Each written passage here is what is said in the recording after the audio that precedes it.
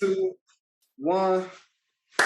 Hey yo! Welcome back to another episode of the Arts Block Podcast, Season 4. We are back at it again, and today we are interviewing a great person, ladies and gentlemen. I found him on Instagram, Mr. Go Outside. It was really ironic because I found that joint like the midst of the pandemic, and it was really ironic. I was like, oh, this song is dope. He's really dope. Naija, make some noise for y'all own the DMV's own Mr. Ikey. Let's go. Give it up. Give it up. Yeah, happy to be here. I'm glad you found Go Outside when you were supposed to find it. You know what I'm saying? It was perfect timing. It's really crazy though. I found out that you wrote Go Outside like before the pandemic, right? Yeah. So my first question to you is what do you know? Like who do you work for and what else do you know that we don't know about? I gotta keep that, I'll let y'all know that, man. We let y'all know that, man. You might be missing, you know what I'm saying? I gotta look out for you, man. I gotta keep it on the wraps. Just know we know some important people in high places, man. That's all you need to know. I can't say much more than that, man. Cannot. Nah, man. The funny thing, man. The funny thing was like it was a very the song was just it's just feel good about love, man. You know what I'm saying? When you with someone that you rock with, you love, you just want to go outside. So it's just COVID hit, and we couldn't really, just a whole bunch of stuff. It was written a long time ago, kind of recorded a rough draft. COVID hit, so it was a lot of time to like even try to get it mixed and mastered. So finally we dropped it, and it just seemed like we saw things going on, and we dropped it. But nah, it was literally just a simple song about just like you got somebody like you know what I'm saying. So it's like you just want to go outside with her, you know what I'm saying, just vibe. So and like speaking of like perfect timing, right? Like the pandemic hit. For sure. Man, we like that's how people wanted to feel, especially people with like significant others. Like all they wanted to do was go outside with them, right? Yeah. So like when people say everything happens for a reason, that's one of those things. Like that, I don't think that song would have worked any other time except when it did. I don't know. I disagree, man. I think it was perfect that it dropped at this time, but I think the good thing about that song is it can drop anytime. I mean, like, for example, like right now we're about to be in winter, so everyone's going to be in the crib, but then people's going to start having like cabin fever. So around springtime, everyone's going to be like, yo, I want to go outside again. So it's like, even before COVID hit, that was the whole plan. Like I was going to drop it in springtime because it's like, it's spring. I know people want to go outside. So I think it plays at any given time. I mean, it might not play in like winter time in a year, but I feel like it can play any year because there's always a time in the year where people want to go outside. You're like right. When summer hits, and then now what I'm hearing everybody saying that everyone's just like, we outside. Like, and you know what's crazy? That was my summertime song. That was my We Outside song. See, that's what I'm saying. Like everyone's always outside at some point. So, so I think it works. I wrote it before COVID. So you know what I'm saying? Like if I didn't think it would work, it probably wouldn't have been a song. So I think it works anytime. Right. I just think that it's just funny that COVID happened around the time and it was almost like drop it. And I've had moments like that where I've written songs and I didn't drop it, and the reverse happens where like you don't drop the song or the idea, and then somebody else like drops the idea. Not necessarily like bite them, nothing. Just great minds thinking. Because that's how ideas work. Yeah. Exactly. And then now you're like, dang, this was one of those where it actually worked out perfectly. Where it's like I had an idea, and then the situation happened to even make it even a better time. So shout out to COVID, man. Shout out to this panorama. Shout out to big COVID. That's our big C. The big C. All right, I'm glad to hear that. And also something that's been dope that's been happening to you. I've been seeing like lately on your Instagram, you've been getting like a lot of different shows and like you loving stuff. Like you since Go Outside came up, it's like everything like everything kind of been just going. Yeah, the funny thing is like, I think like out of everything that I do, like, writing, rapping, singing, performing, I think performance is like arguably like my strongest thing that I do. And I had kind of taken a break on shows because, I've been working on this new album, this new material, and it's so much different from the material that I already have out. And Right. I wanted to make sure that if I was doing shows and people call me to do stuff, like they realize like it's a different vibe. You know what I'm saying? So Go Outside just dropped and was kind of like, okay, because most people would not even expect Go Outside from me. You know what I'm saying? Before that, so it's kind of like, all right, you guys see the spectrum of what I do, and Right. I'm usually very picky with shows. But now it's like, you know what? It's time to share. You can't just keep sitting on material. It's time to share with the world. Luckily, I've been a part of a lot of a couple of dope shows Yeah. already, really dope. So I'm appreciative. Like you did Art All Night. Yes, I did. I definitely did How all. was that? It was cool. It was cool. It was a very interesting. It was a very interesting experience, man. It was like, what I'm saying. I think it was at Franklin Park, which I think is just being reopened. So it's like a whole bunch of stuff that was going on.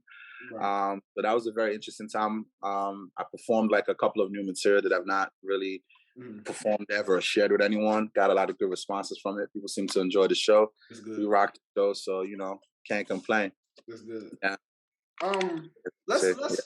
let's talk about like the transition, right? Like artists always say that they're making like this like transition into music per se. Yeah. Yeah. And but a lot of artists like they say they're making the transition, but they don't make the transition. Like the transition is like a weird thing where it's Yeah. like the same thing, but they just might like change like their chord progressions around. I'm like, Yeah. sir, it's the Yeah. same thing.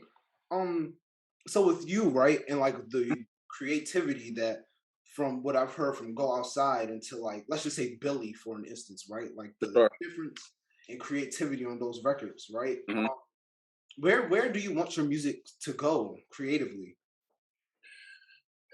You know what? To be honest, I want if I was to drop my album tomorrow, Mhm. I want to make sure that when I drop that album, you don't know where I'm finna go. That's really what I want. Like I don't want you to put me in a box. That's like I want when you listen. Like I want like, and I don't mean this even from the album point of view. I mean I want it to be well rounded, where like it could go anywhere Right. and it could to different moods, different vibes. So I want once you get the project, like obviously now we stream, but let's assume like back in the day, you're buying an actual album or vinyl or whatever you buy, tape. I want when you like take the wrapper off and you put it into the deck or wherever you put it in. It's like you are going to a movie theater. You're sitting there with anticipation, like you don't know what's going to happen. Right. And that's just more so with me because I feel like I don't know, with me, I'm telling stories, but I'm also like sharing emotions. You know what I'm saying? And I feel like human beings in a given day or in a given period, a human being is not going to be happy all the time. A Right. human being is going to be like just like want to be on some fuck shit all the time, or on some ratchet stuff all the time. Like a human being is gonna be one I like love sometimes, or like might be like, nah, I don't want to love. I'm not happy right now. I'm sad, and so I want to like kind of capture all of that in terms of express that in terms of the music. So sometimes I might want to be on some lyrical stuff because that's how I feel. Like I want to like kind of like I want to break you down. I want to be disrespectful. I want to be on some like with the wordplay. And sometimes I might be like, you know what? I don't really have the time, like I'm not feeling good right now to express Right. that right now. Like I want to let you know the anger. You know what I'm saying? Mhm. Right now, it's like I'm in love, and maybe the way I want to express my love is not like in a poetic way. Maybe I want it in a melodic way. Right. And that's kind of for me what I want when you listen to. I don't want you to gain any kind of vibe. And the new material that I'm the new album I have, I think does that. I think it starts off one way, and then you're just on a ride. It's just like you're on a ride. You're gonna feel different kinds of emotions. You're gonna be happy, and I think I'm always trying to balance light and dark, and I think I did a good job of doing that on the project. So I can't wait till people hear it.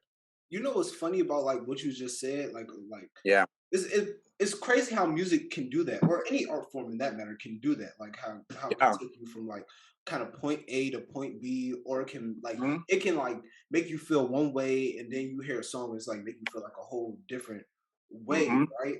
Um, art is powerful, right? And yeah, you as an artist, you have a lot of power in your hands when it comes to like people and how they react to your stuff, right? yeah, So let's just say for an instance, like people react to a song and it's not like the reaction that you would have thought. Not saying that it's a bad reaction, but just not Yeah. like say you like, oh man, this is like a happy song, but people are like, man, like I'm listening to it, and it makes me feel like a little sad, right? Or like it makes me like whatever, right? How does that make you feel as an artist? Because I know with a lot of artists, that'll make them feel good because it's like, oh well, it's like a different outlet for my music to go. But then for Yeah. other artists, it's like, oh man, like that wasn't my intention of like what I was trying to do.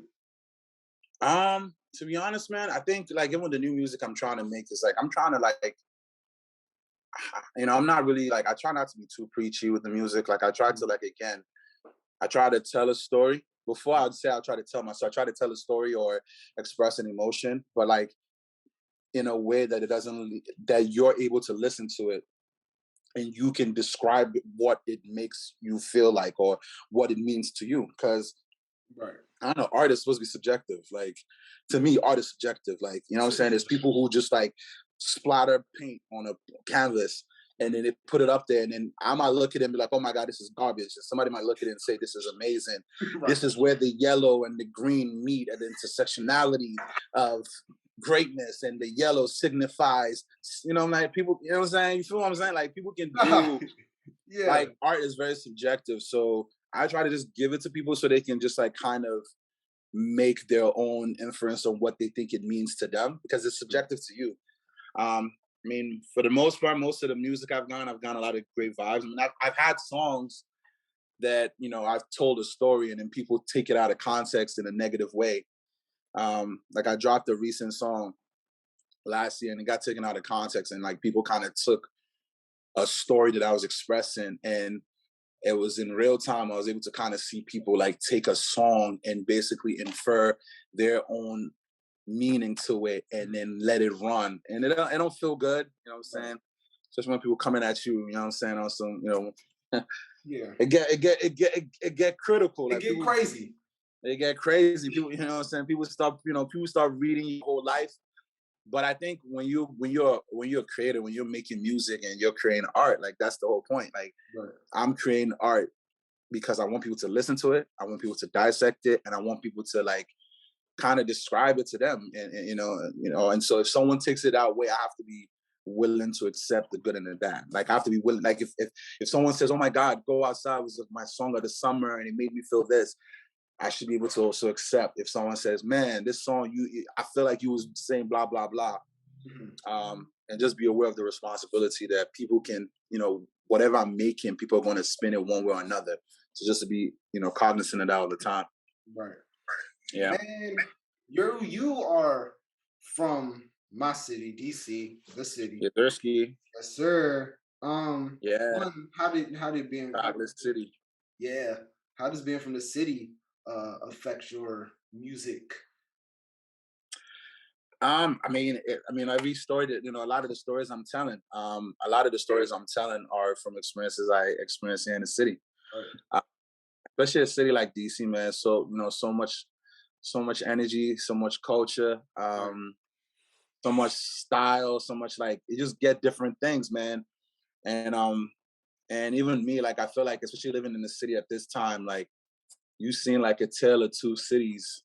You know what I'm saying? You're seeing a tale of two cities. You're seeing the people that are the culture and have been in the city a lot of times. You got the people who come in who don't really interact with the culture that much. And you know what I'm saying? You get to see like two different cities a lot of times. Right. And I'm just here, just soaking it in. Like the stories I tell are all like every story I'm telling is all about the city. And I just feel like the city is just such a great city, so much great music, diverse sounds.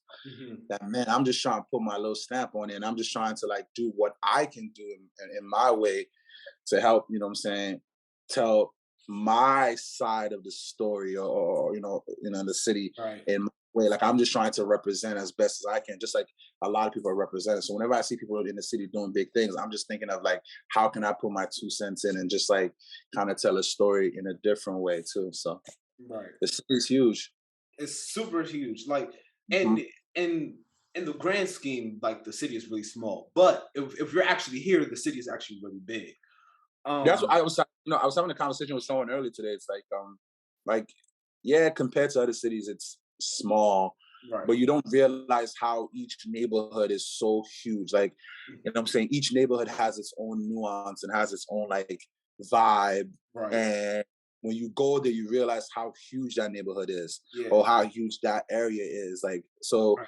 and you know, obviously I'm gonna speak big on my city. I don't know if a lot of cities as small as DC might be has this kind of diversity, you know what I'm saying? Right. That I, you know, again, I'm biased, but like I really don't feel like a lot of cities have that.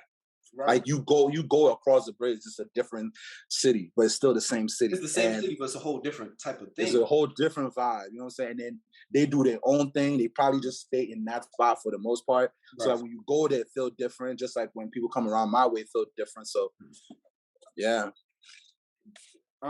There's a term that I am guilty of using that I hate. I hate this term. For sure. It's DMV, the term DMV rapper. The reason why I hate that term is because I feel like it puts like rappers like you and like other like Nucci and like other artists of like that caliber and that nature that can like really do this thing at like a really high level. Push out in this box with like these other artists that like that's like no, these people are like so different, right? Yeah. And I try my best to like vouch for you all, but it's only one me. That's why I created like that's why I created this, so artists like y'all can kind of like express that and like kind of get that off. So how do you feel about that, like that term DMV rapper, DMV artist? If to be honest, man, it don't bother me that much. I feel like you know, people are always going to try to categorize. I mean, that's just always what people are going to do. They're always going to try to categorize. Right. I mean, like if it's done from a point of view of trying to create like unity in a certain way of just trying, because I think that no matter what happens, like I think you're seeing in different areas, like, you know, whenever, I mean, I think you can always have people who pop from different cities, but like when it's more than one person popping at the same time, that's when you have like a movement. That's when it's almost like it becomes a movement. It becomes like a culture, it becomes like an energy. And so if it's used in that way to say, if you're trying to put someone in a box with other artists who are maybe doing their thing at the same time, and that's your way of trying to like categorize it, then it don't really bother me that much. It don't really bother me that much, to be honest. You know what I'm saying? My music is sometimes can be hard to quantify anyway. So I've kind of gone past trying to like figure out how to quantify it. You know what I'm saying? Because for example, like I'm a DC guy, but you know what I'm saying, I have my Nigerian roots. Like I spent my early years in Nigeria as well. So it's like some people also put me in that category sometimes with some of the music I put. So I've kind of gotten used to that, you know, in that kind of way. And so it don't really bother me in that kind of way. It's like whatever people call you, they call you. So right. And we can definitely hear it. Accent super heavy. Nice. For sure. Yeah. And you rep Niger. You kind of like rep Niger on your back, which is like super dope. Right. Yeah. So how much like it's kind of like you said, it's kind of like you're from two different sides of the spectrum. How does that feel? I mean, it feels good. I mean, it feels good. I think like, you know, obviously I have like a very international outlook just because I grew up outside the States for a while. So I have a very international outlook on life. I think it allows me to kind of, even sometimes when I'm telling some of my, you know, DC stories, like I feel like, especially DC is also an international city outside of it because of the politics of it, you know what I'm saying? The capital of the States and, you know, and the world at large. So it's like, it has a lot of international moving parts, diplomatic city in that sense. So like, I have a very outside the box look. So even when I'm telling some of the stories, I'm telling some of my stories in DC, as, you know, the person who was in the cut, watching everything, peeping everything, and being able to kind of like, in certain parts of certain aspects of the city, maybe not necessarily as involved, but like still a part of it, and still having to suffer some of the effects, and still being able to have like a clear vision of what's going on because I'm in the cut, just watching everything play out. Right. So So it gives me that kind of identity in that sense where I can look at things from an international point of view. So I think also a difficult thing sometimes is trying to, because I have that kind of international background, I have the Nigerian background, it's a gift and a curse. It's a gift, like I said, because it gives me an outside the box, an international look on things, but then it can also be negative because if I'm trying to be true to my experiences in terms of how I tell my stories, if I'm telling some of the Nigerian stories, it can be, to certain people who don't have a background in that, it can be very alienating to them. Right. And then to the Nigerian audiences that you think that rock with me, who do rock with me, if I'm telling some of the DC stories, if they're not familiar with it, it could be too foreign to them. So it's like, it's almost like being in between. Sometimes you can gain stuff, but you can also lose some stuff too. Yeah, I was just about to say, like, do you feel like that you're at a point, are you jeopardizing are you jeopardizing like your art per se? Like when you have to like kind of split between like, oh, like doing it for DC, but also doing it for Niger. Like, do you feel like you have a song and you're like, oh, this is real Niger based, but like, what about the city or whatever, right? Yeah, I just think that people are just, and that's what I mean by trying to. It's always going to be difficult when you have a diverse background, especially if you're trying to present that in art form. It's going to be very difficult for people to kind of understand it, because people just always want to categorize. You know what I'm saying? Like people just always want to categorize. Like if you think of an artist, people always want to like kind of compare and categorize anything to something they already know. So if you're coming in with like if you're coming in where like you have a diverse background and, every song and every vibe you're given is different, you can have individuals who are going to be like, I don't know where to put them because you have that kind of thing. So it could be difficult. But I think that if you're able to find the sweet spot, if you're able to like kind of bring it all together in a very good way, I think that you could kind of forge a lane for yourself. You could be like a trendsetter. You could be unique, and no one's going to be doing it like you. Right. So, so I just try to be as authentic as possible in terms of uniquely telling the stories. And they're my stories. So it's like, if there were lies where like I'm trying to, it'd be different if I was like, okay, I'm trying to act, you know what I'm saying? Right. You know what I'm saying? DC, or I'm trying to act Nigerian, and then that's different because people are going to see it regardless. But as long as I'm trying to be as unique and telling true stories, I think people love true stories. You know what I'm saying? They love energy. So that's not going to be a problem for me. So yeah, I don't think it's a gift and a curse, like I said, but I enjoyed the challenge of like telling the stories in this kind of way. I think people try to put me in a box, and I think that my first project was Green Card on purpose. I think the way I decided to deal with it was, I was like, you know what? I'm just gonna have to tell my story from a chronological point of view. And so my first project on purpose was Green Card, and we told it from the point of view of like, even just picking the title as Green Card. It's like, if you try, a lot of people who try and come to the States, that's what they want. They need that green card. So let's use that as a metaphor for the American dream. And let's tell this story of this kid trying to come, who's trying to come to, the States to get this dream. And then you realize the dream is not what you wanted to be. And then we told the story, and it was very strong. Like we put all this strong, themes in there that some people might not have got. It might have been too Nigerian or African for some people, but we did it. You know what I'm saying? We did it, and the payoff is this new project. We in the city now. You know what I'm saying? So like we in the city now. You know what I mean? And we telling the story of the kid in the city. So then you get a different vibe. Timbuktu is crazy, by the way. Like that's appreciate it. Timbuktu, crazy. Appreciate it, yeah.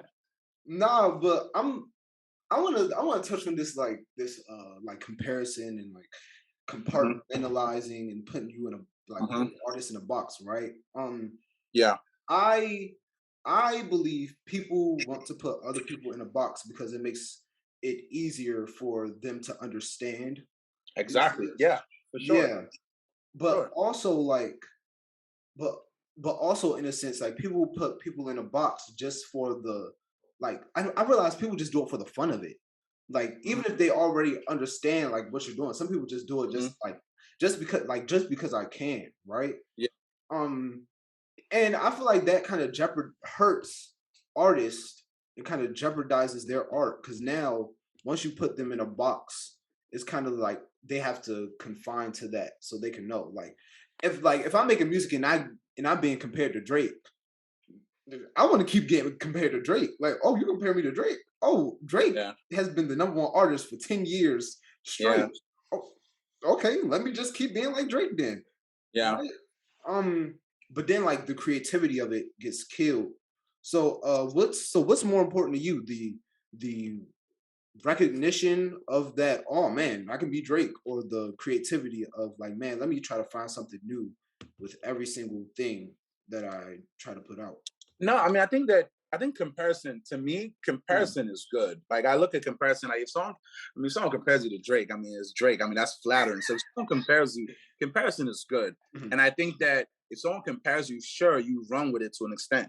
Right. But I think at some point, and I think everyone has to, I'm a student of the game. Like, you know what I'm saying? And this is like obviously way, way, way before my time. But like, I used to hear people used to say that back in the day when, say, Nas came out, right? Right. People used to compare Nas. He's like, yo, he's like Rakim. Yeah. You know what I'm saying? And I'm sure, I don't know if like Cole or someone, I'm sure they would like, he's kind of like Nas, like, because they're in that box, right? And I don't, now no one really says that Nas is like Rakim no more. Like, now Nas is Nas in his own right. Or now people compare other artists to Cole now. Yeah. You know what I'm saying? So I think what you have to do is like, people are going to compare you when you start off because they don't know enough about you. Right. All you got to do is, try to, take that energy and try to be as true to you as possible. Because if you're as true to you as possible and consistent, this is what I think, you know what I'm saying? If you're true and consistent, then eventually they're going to notice that there's a difference to your sound, and then they're going to call you you. So that's how I think you should do it. It's like, yeah, when you start off, being compared is flattering. It's like, it's a stamp. But, I look at it from a physical, physics. I suck at science, by the way, so I'm probably about to use an analogy, and it's trash. Anybody who's a scientist, please, like, don't look at me like I know science, but like, I look at it as energy, right? Potential. Like, potential means like when they're comparing, it's like they're saying you got the potential. But like, kinetic is you got to keep it moving. Like you got to just, you know what I'm saying? You got to keep it moving. You got to be done. You know what I'm saying? Yeah, anybody use that? They better, they better give me my props, give me my credit for that. I like that. Young Ikey scientist, baby. You feel me? Hey, Ikey the scientist. Hey, I'm with it. Hey. You got to keep it moving. So that's how I look at it. It's like, take it. Don't, take it, be flattered, let it energize you, but still stay true to your core of, because what does that mean? If someone says, for example, that you're Drake, what does that mean? Because Drake could be different things. So you got to figure out what they're trying to say, why they're comparing you to Drake. Is it that you is it that you sing songs to women and talk about it in ways, or is it that you're able to, your production sounds like that, where you have like the little, the little filter over the like, is it the sound? Is it like your rapping style? Is it like, what is it about you that they compare you to someone else? Right. And then see what that is. And if that's your strength, then try to like hone in on that strength and try to, be you in terms of how you tell that story. So man, young A, and this is coming from the young Ikey the scientist. That's a new you have to use that as like a new like identity now. I might have to, man. Remember, I knew COVID was gonna hit when I made Go Outside. So y'all know who y'all talking to, man. I can't tell y'all how I know these things, but and I want to talk about tell COVID, y'all, right? man. It's top secret. I cannot tell y'all, but I want to talk about COVID, right? With the scientists, obviously, obviously you know about it, right? You predicted it.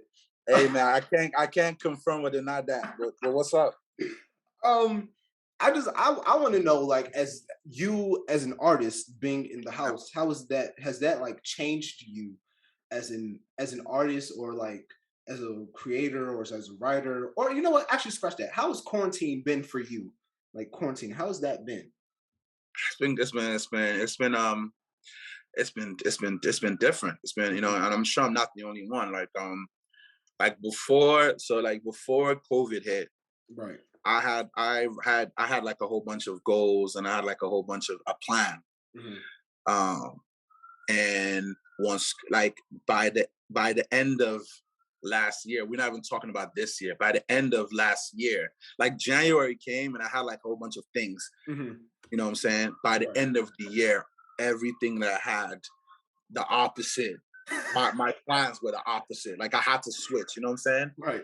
So it was definitely difficult. You know what I'm saying? Especially those first few months.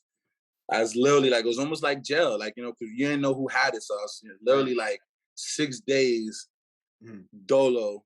One day you out. You know what I'm saying? That's your day out. You going grocery shopping. You know what I'm saying? You got to think about it. This was the time there was no toilet paper. Remember, like there was no toilet paper. There was no paper towels. Like there was nothing. You know? Nah, that's real though. It was real. Like it was like I'm just trying. I'm trying to set the scene for everyone. So like it was a difficult time, and I think for me, man, I think for me it was rough for sure. It definitely had its rough moments. But I think it also, even like the shows I've been doing recently, I try to always like, when I did the last couple of shows that I've done, what I've tried to do is like towards the end of my set, just like tell everyone in the crowd, like, yo, big yourselves up, man. You know what I'm saying? It's been a very difficult year for everyone. Like, we've lost folks, we've lost family, we've lost friends. Right. We've lost, like, anxiety rates through the roof, depression rates through the roof, breakups through the roofs, divorce through the roofs. Like it's been a lot of rough time. You know what I'm saying? Like, whatever idea you had of normalcy, like, you know what I'm saying? Right. Was shattered. And I think what it kind of showed is like, if you still out here repping and still doing big things, it just shows, your character and your strength to just keep going. And on the flip side, it just shows that, it's just a reminder that, not everything, you could plan a pretty picnic, but you can't predict the weather. And so you need to kind of move accordingly in that kind of way. Like, yeah, you can plan, but you also got to move. Like, sometimes planning too much can be, sometimes just overly thinking and planning can be an issue, because you just can't predict everything. You can't plan everything. No, that's what I'm saying? You got to pull triggers sometimes. You got to be on go mode sometimes. That's right. If you have a dream, if you have like a goal and you've been contemplating and sitting on it, pull the trigger. That's kind of what I think this COVID should kind of show you. So if you had an idea and a thought process and you've been like kind of sitting on it, right, let it go. Just like put it into the universe. It's time, because there's never going to be a perfect time, basically. Ever. And I'll be trying to, and like, that's something I try to tell people, like, there's no such thing as like perfect timing, right? Because really no timing can like be perfect. It's impossible. One perfect isn't even a thing. So that's one, right? Nothing can go like right all of the time. So like when people be like perfect timing, it's like, no, it wasn't perfect timing. Just like the things lined up, like all the things aligned amazingly, but it wasn't like perfect timing. Like, yeah, even when you're going to release this album, like it might not be perfect timing, but it might be like everything lined up the way it's going to. And I already know it's going to line up amazingly. And for my last question before we wrap this thing up, what do you feel like you bring to music, to our ears? What do you feel like? What type of vibe do you feel like you be bringing? You know what I'm saying? I'm just bringing the vibes, man. You know what I'm saying? Like, you see me, like, I'm out here kicking it with goats for real. Like, oh wait, hold on. That's actually my other thing. Like, what is up with that? Why are you just be with goats? Like, why do you be with goats? The funny thing, I'll tell you, like, so like my new project is dropping. I'll give you the title because it's about to drop. I mean, we done dropped a couple singles from it. It's called "I'm Not a Kid Anymore." That's the name of my project. But I'm not a kid anymore. And I don't know, like, so when I started making music, I used to go by Ike the Kid. Just a thing. Everybody was the kid at the time. I used to go by Ike the Kid. And as I started making, as my music started, as I started like kind of like adding more to my music, telling different stories, becoming more personal with my music, and just like expressing my sounds in different ways, Ikey just became a little bit more, felt more authentic because that's what people call me, you know what I'm saying? Right. You know what I'm saying? Them joints, they call me Ikey. So I was like, you know what I'm saying? You know what I'm saying? Respect to all my queens, man. I'm gonna go by Ikey now. And so I just was like, I'm making a grown, this music's gonna deal with a lot of grown things. Like, I'm not a kid anymore. You know what I'm saying? I'm just not a kid anymore. Like, so goats are, so that's the whole point. That's why you see me with goats. It's like, I'm just not a kid anymore. I'm hanging with, like, I know people look at it as like greatest of all time. And yeah, I mean, when I'm making music, I'm not making music just for play. I have a little competitive edge, but it's deeper than that. It's just more so that I'm just not a kid anymore. I'm a goat. Like, I'm grown. I'm an adult. Like, so I'm dealing with more adult themes. I'm dealing with more adult subjects. So that's why you see me with the goats all the time. It's like I'm grown up. I'm hanging out with grown ups. Plus, human beings, man, they weird, man. You know what I'm saying? Human beings weird. They just weird. They suck, man. Hanging out with ghosts, they different. They vibey. They just chilling in the back. You know what I'm saying? You are who you hang around. You are who you hang around. You know what it is, man. You know what I'm saying? Like, I just figured, like, I want to be different. Like, how, you know what I'm saying? But you never know. I might switch it up with some other animals, too. Like, people be thinking, you know what I'm saying, I'm just with the ghosts. Don't be surprised, man. What we thinking? You know what I'm saying? Oh. You know what I'm saying? Classified. This is classified. But, we kicking it with the goats now, man. You know what I'm saying? We vibing with the goats. You know what I'm saying? We loving the goat energy. Right. You know what I'm saying? They people definitely loving all the vibes. So, we might have to switch it up soon, man. When, I see a lot of people now, they're on the GOAT thing. We've been on the GOAT thing for a long time. You've been on the GOAT thing for a while. A lot of people on the GOAT thing. So it's like, maybe now I might be like, you know what? Now people hanging out with goats too much. It's not different enough no more. We're gonna switch. So you know what I'm saying? Switch. And y'all gonna see the switch. Y'all gonna see the switch because my switch, man. I don't know, man. I'm loving penguins. I'm loving penguins, man. Penguins? We might have to make penguins a thing, man. I'm loving penguins. In the cold? I mean, I'm ice cold with it already, so you know what I'm saying? It's only right. You know what I'm saying? Penguins is looking right now, man. And they look like, they coat and they skin look like they got a tux on, smooth and classy with it. Yo, we might have to make penguins happen, man. Global warming is happening too. That would be a fire mixtape cover. Like you in a tuxedo, like Antarctica or something, surrounded by penguins. Yo, see, we done already. You've seen the vision already. You know what I'm saying? Fire. You've seen the vision already. We trying to elevate. So we hope this project does well. Then we gonna go ice with it, man. I'm gonna have the ice on too. We're not even the gold. We're gonna have the just ice around with the penguins. The tux with the penguins with the ice on. That's crazy. Yeah. Hey, bro. You know what I'm saying? It's coming. You know what I'm saying? It's coming. Penguins coming soon. Penguins hey, man. Ikey, I really do appreciate you for coming on the pod, bro. This means a lot. This has been hilarious. But before you go, I do need your dead or alive. Now, for everybody that's watching the Arts Block podcast, hello. How are you? If this is your first time watching the Arts Block podcast, welcome. If this is your last time watching the Arts Block podcast, well, goodbye. But here on the Arts Block podcast, we do this thing called Dead or Alive, where the artist gets to choose some artists that they would like to work with that is dead or alive. Now, you can choose one artist, or you can choose 100 artists. Please don't choose 100 artists because I still have to edit this podcast. But yeah, go ahead, dead or alive. Damn, this is really difficult, man, because, this is difficult. I guess I should have expected questions like this. Is it a list or just one or just like what's the number? Just go at it. Go. Well, to be honest with you, one of the first albums that I listened to that I think definitely made a mark on me in terms of like my songwriting is Elton John.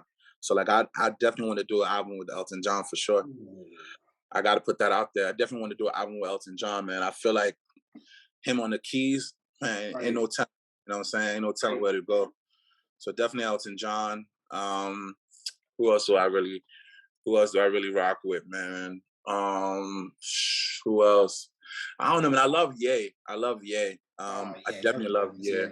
Ye is also someone that I strongly you know what I'm saying, huge fan of, especially the earlier work. Definitely love Cudi. I'm influenced by Cudi. Big influence by Cudi. So definitely Cudi. Yeah. And then on the rap, on like if I was like really like on my, I said, man, I just want to go in there and just like spar. I mean, obviously, I love Jay. I love Jay for sure. I think me and Big, you know what I'm saying, just on some big shit, just going back and forth. I feel like we would definitely let things, you know what I'm saying, we talk the talk. So yeah, I'm trying to think of who else, because I know I'm missing people, man. I know I'm missing some people. I'm trying to like really think deeply who I'd really want. I think that's a really solid list though. I love Jada. I definitely love Jada, but Kiss. I love Kiss.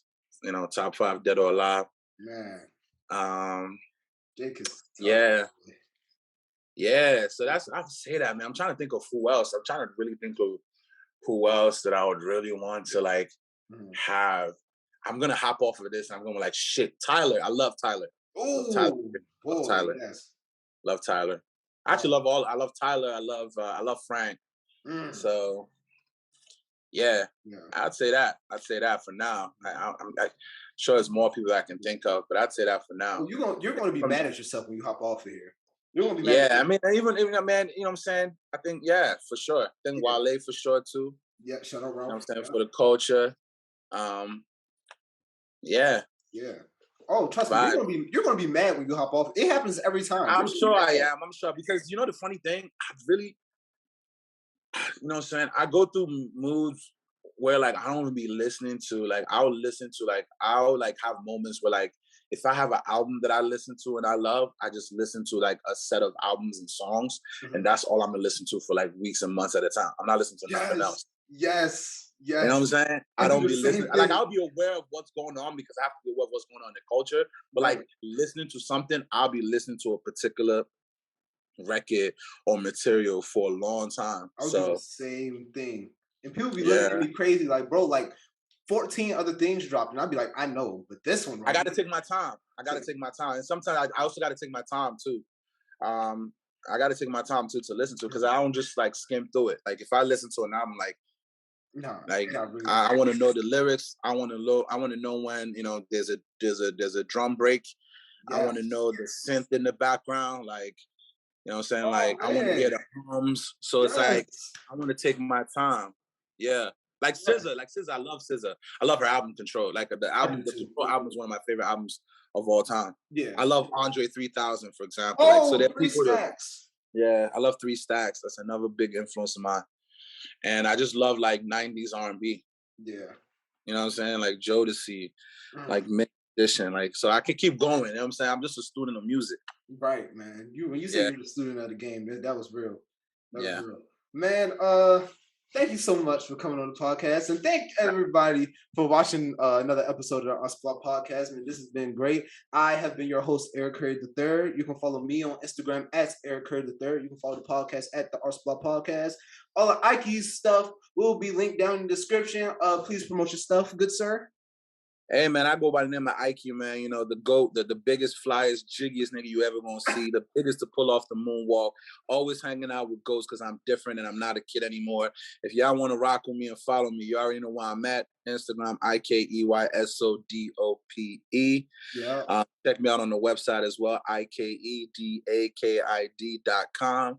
Buy your merch, listen to music, and just make sure you live in a different life and living a goated life, because that's the only way to go. Life.